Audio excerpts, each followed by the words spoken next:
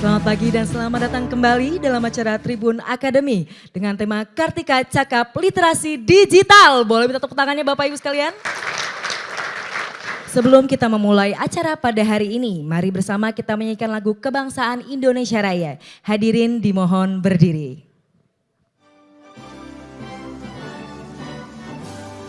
Hadirin dipersilakan untuk duduk kembali. Saya mengundang Bapak Domuara Ambarita selaku News Vice Director Tribun Network untuk menjadi moderator sesi 1. Untuk waktu dan tempat kami persilahkan. Bapak Ibu, untuk melengkapi pengetahuan kita, informasi kita tentang pers, maka hari ini kita akan lanjutkan dengan sesi kedua. Kita akan berdiskusi dengan Audrey Chandra yang sudah hadir di tempat kita selaku news presenter dan produser Kompas TV. Kepada Mbak Audrey, silakan ke depan. Mbak Audrey, kita berbincang di sini. Nah, jadi kita semuanya remukan tuh di apel siang hari itu. Di apel kita duduk semuanya ditanya, ada berita apa hari ini? Ada yang apa ramai di hari ini? Nah, setelah itu nanti produser dan juga atasan produser atau eksekutif produser itu akan langsung memetakan. Selesai rapat, selesai rapat nanti si koordinator liputan dan juga koordinator daerah akan memberikan instruksi kepada reporternya. Nah, singkat cerita dari situ misalnya sudah dibawa nih, sudah ada peliputannya gitu ya. Sudah ada bahan liputannya, sudah selesai, maka si kameramen gambarnya itu akan langsung dikirimkan berupa biasa kita sebutnya live view ya, atau alat pengirim lah ya. Gambarnya udah nyampe. Terus ngapain? Tinggal produser di situ. Produser yang kemudian mengolahnya. Biasanya kalau misalnya hanya misalnya ada satu keterangan begitu ya. Kita juga harus mengutamakan, kita harus melihat dari sisi misalnya nih ya, capres yang satu udah ngomong. Ada nggak nih capres yang lain? Kalau tidak, belum tentu itu naik. Karena balik lagi tugasnya jurnalis adalah cover both side ya. Harus melihat dari berbagai perspektif dan bukan kita yang menilai, biar masyarakat yang menilai. Sebelum naik dibacain sama news anchor gitu, maka akan ada penyortiran balik lagi ke atasnya produser, namanya eksekutif produser. Untuk, ini kayaknya jangan kayak gini deh angle-nya. Kayaknya judulnya ini aja deh, ayo wisata jangan takut corona gitu. Apakah ada syarat tertentu atau unsur-unsur yang kegiatan-kegiatan kami di lapangan ini bisa diekspos di media online-nya Kompas kah atau media elektroniknya? Jenis karakternya itu berbeda Bapak Ibu dengan di Kompas Petang. Kalau tadi kan Kompas Petang biasanya yang kalau prime time itu dibutuhkan yang hard news banget, menyangkut orang banyak begitu ya. Nah tapi ketika misalnya tadi yang soft, misalnya Babinsa membantu misalnya para disabilitas di kawasan misalnya Ubud Bali misalnya seperti itu. Nah itu bisa biasanya masuk di program yang lain. Nah jadi nanti aku yang wawancara, aku yang jadi reporternya, Bapak yang nanti yang aku wawancarain, boleh silakan Bapak yang mau mempraktekkan. Pak Rendra, apakah betul bahwa gudang penyimpanan kendaraan pencurian ini dilakukan oleh oknum TNI, Pak Rendra? Baik, sebelumnya selamat siang semuanya. Saya perkenalan diri, saya Kolonel Infanteri Rendra, Kapendam 5 Brawijaya. Saya ingin menjawab pertanyaan dari Mbak Unri. Benar Mbak, adanya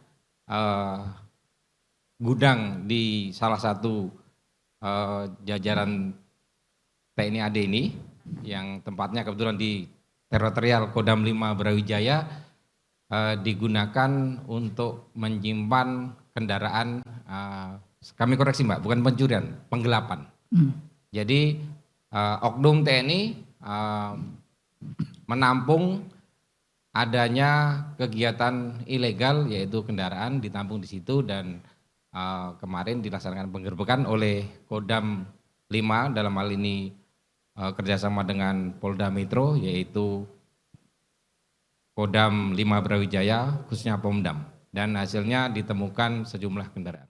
Berapa orang yang terlibat Pak Rendra? Untuk sampai saat ini 3 orang dan masih didalami oleh Pomdam 5 Brawijaya. Apakah ini sendiri bekerjanya oknum ini atau justru ada yang memerintahkan? Untuk sementara 3 orang ini yang terlibat ini bekerja sama dengan orang sipil dan sudah ditetapkan sebagai tersangka, sehingga nanti kami akan publikasi ke media hasil dari pendalaman ketiga oknum tersebut. Pemecatan kah Pak nanti kalau misalnya memang terbukti atau seperti apa nanti konsekuensinya? Kita ikuti praduga tak bersalah Mbak. Jadi nanti apabila memang terbukti kita tegas, kita tindak dengan hukum yang berlaku. Tapi sudah berapa lama Pak oknum TNI ini kemudian menyimpan ya?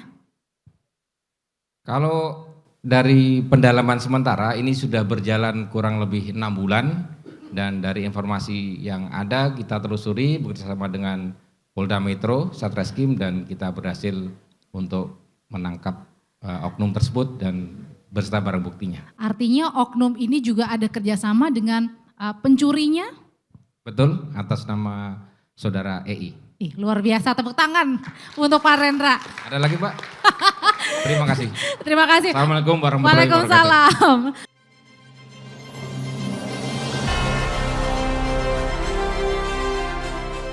Maka kalau tujuannya ke sana, apakah berita Pemdam pernah viral? Apakah digemari orang? Apakah di like orang? Apakah di komen orang? Apakah di share komen? Itu di share orang. Nah, indikasi-indikasi itu dalam dunia digital sekarang menjadi hal yang penting. Artinya adalah kita tidak ngasal upload konten, tetapi penting kita perkirakan adalah berita saya ini dibaca orang atau enggak. Berita saya ini dikomentari orang atau enggak. Berita saya ini paling tingginya adalah di-share orang atau enggak. Berita itu kita asumsikan foto, naskah, video, infografik dan grafis atau video grafis gitu. Nah, hari-hari Bapak Ibu itulah yang kami lakukan. Kalau pada saat ini alhamdulillah puji Tuhan Tribun Network dengan jaringan kami hadir di 35 provinsi dan di 41 kota dengan sebaran yang kemarin saya sebut 370 kabupaten kota wartawan kami di lapangan. Inilah bukti yang kami raih saat ini. SimilarWeb ini bukan kami yang membuat, dulu ada namanya alexa.com, bukan Alexa yang di Bangga Besar, tapi ini adalah alexa.com. Kami yang tertinggi dalam jumlah page views se-Indonesia. Mengapa? Karena sebaran reporter kami tadi dan jumlah video, jumlah berita nanti Ayunus akan menyampaikan.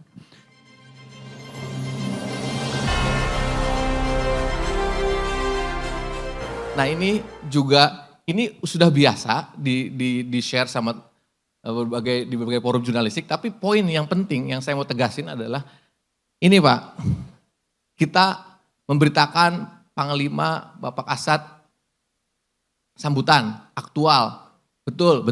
Tapi kalau cuman sambutan Bapak Panglima, kira-kira ada yang mau nonton apa enggak? Iya kan? So pentingnya apa? Unsur bawah Pak, ketutup sama apa? Saya geser. Unsur menarik. Jadi gimana mengemas konten yang aktual secara menarik Pak? Karena orang tuh, kamu tonton aja deh, isinya bagus, presenternya bagus. Bapak, tapi enggak, kan orang lihat luarnya dulu Pak. Enggak mungkin dalamnya dulu. Jadi gimana mencari angle dari news value itu yang menarik. Iya, aktual, terkini, hari ini, iya, tapi apa yang menarik? Panglima meresmikan A, mengajak Menhan Prabowo naik pesawat. Nah itu unsur yang menarik Pak, ya kan? Di dalam suatu sesi yang formal, tapi ada unsur yang menarik, ditautkan di dalam thumbnail maupun judul. Sehingga orang menonton, kayak gimana ya atraksinya ya, kayak gimana ya, kayak gitu. Begitupun penting, Presiden mengumumkan BBM naik, udah selesai. Ngapain kita klik, ngapain kita tonton. Udah selesai kok di judul, so harus gimana, harus ada unsur yang menarik. Misalnya harganya, misalnya ya Pak ya, seharga Aqua Galon misalnya, harga bensin naik seharga Aqua Galon. Misalnya begitu, unsur penting tapi ada sesuatu yang menarik gitu, pembanding kayak gitu. Begitupun hal lainnya Pak, yang mendidik, menghibur, Kalau hanya begitu itu orang nggak nonton. Makanya saya kasih bold, unsur menarik, unik. Jadi semua kemasan berita apapun harus ada unsur menariknya. Yang pasti yang relevan, yang logis, gak bombastis kayak tadi Mas Domo bilang. Pertama untuk Mas Yunus nih, Mas Yunus. Saya tanya, tapi opsi jawabannya satu. Ya, jadi mana yang lebih prioritas bagi publik atau netizen gitu ya? Kualitas video atau kualitas isi konten? Enggak boleh dua-duanya Mas, kalau dua-duanya pasti semuanya mau ya kan, dua-duanya bagus. Ini mana yang lebih prioritas? Kemudian yang kedua untuk Pak Do mungkin, kami Pak kan punya akun satuan. Akun satuan ini kalau ada berita di satuan kami diangkat oleh media nasional pasti bangga lah gitu Pak ya. Misalnya nih Pak, misalnya kita kerjasama dengan Kompas TV nasional diberikan siaran live gitu. Kemudian saya akan edit dari siaran itu, mungkin ambil 2-3 menit. Tapi saya unggah pakai akun satuan. Ini kira-kira regulasinya melanggar atau tidak Bapak? Atau mungkin ada batasannya gitu. Boleh 5 menit, boleh 3 menit, tapi tidak boleh sepanjang itu diupload oleh akun satuan. Terima kasih Pak. Ya, Pasti konten Pak. Konten ya? Pasti konten, Oh. ya. Yang kedua tadi soal regulasi, sebenarnya di regulasinya kita lebih ke regulasi platform ya Pak. Misalkan YouTube atau Facebook atau kalau selama kita punya izin Pak, izin itu minta ke pemilik ya Pak ya. Saya boleh ngambil bagiannya kalau sudah boleh aman Pak. Secara sistem maupun hukum aman Pak. Yang penting buktinya disimpan. Nah begitupun kita Pak. Kami kalau ada mengambil video dari teman-teman lain gitu, dari YouTube lain, kita meminta izin terlebih dahulu Pak. Jadi kalau sudah izinnya secara lisan apa tulisan keluar itu nggak ada masalah Pak. Mau durasinya biasanya kan bagian ini, bagian B itu nggak ada masalah Pak. Pak Agung, secara umum itu menyangkut copyright Pak.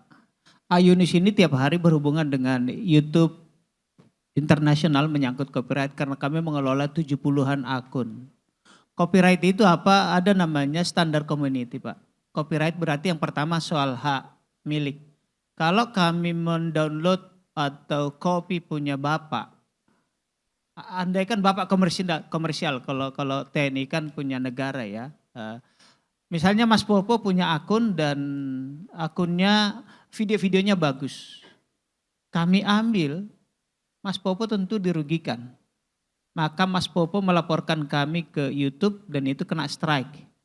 3 kali peringatan, 2 kali kami peringatan masih oke, tapi peringatan ketiga, pelanggaran ketiga kami langsung take down Pak. Hilang, hangus.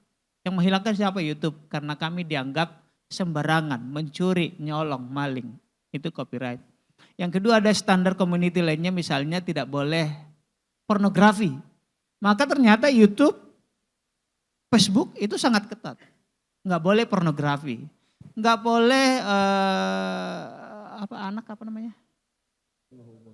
penyiksaan, kekerasan terhadap anak, tidak boleh sadistis, darah, pistol, senjata berdarah nggak boleh, terorisme tidak boleh, jadi sangat ketat. Nah, Bapak boleh nggak mengambil dari Kompas?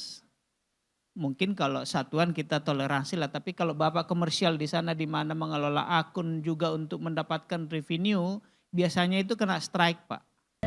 Baik para hadirin, sebelum kita mengakhiri acara pada hari ini, kita akan mendengarkan penutupan dari Bapak Dahlan Dhani selaku Chief Executive Officer. Untuk itu kami mengundang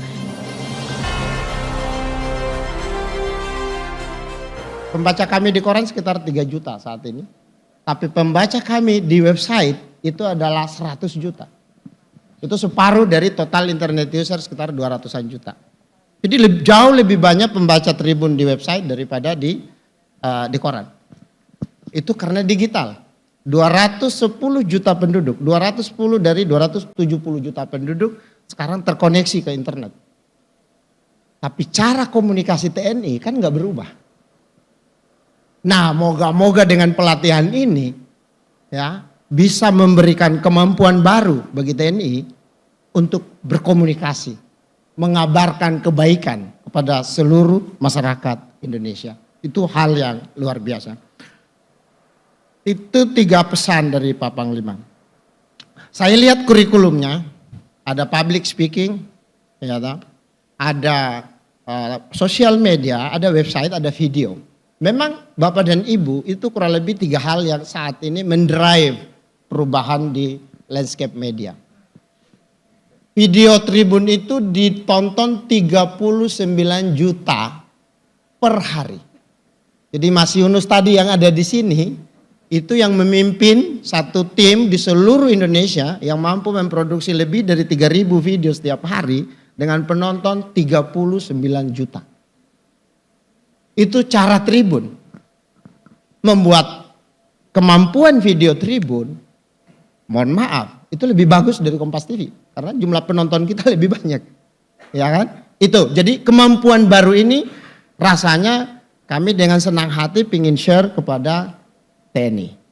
Untuk membantu TNI melaksanakan tugas pokoknya, mengawal kedaulatan bangsa Indonesia.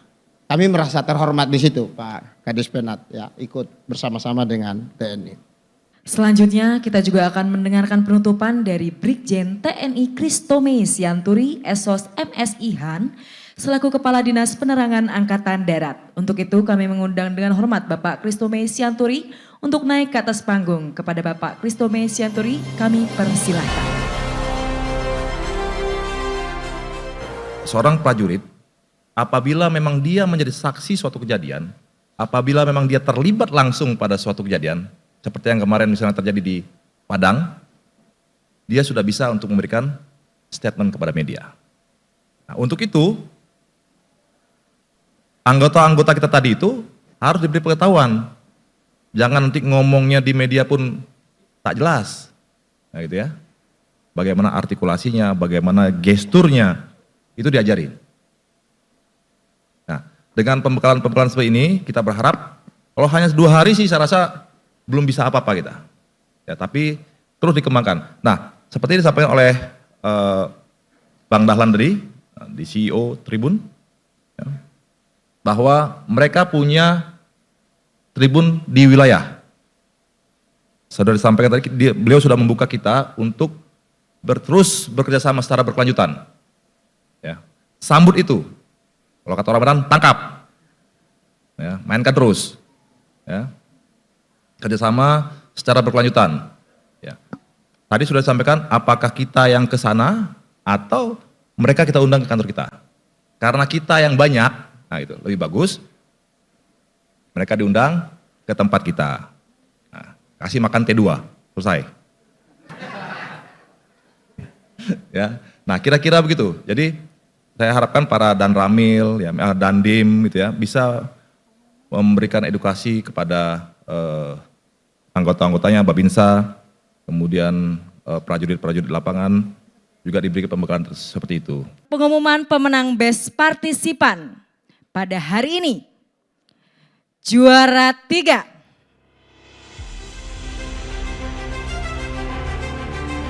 Nungguin ya.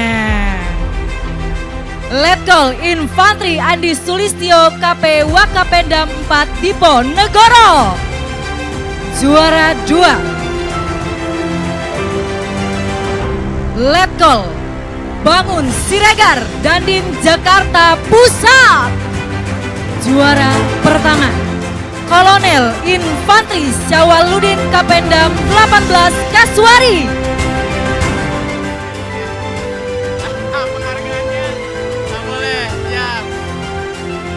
Berikan senyum terbaik, Pak. Tunjukkan kegagahanmu, Pak, sebagai seorang laki-laki.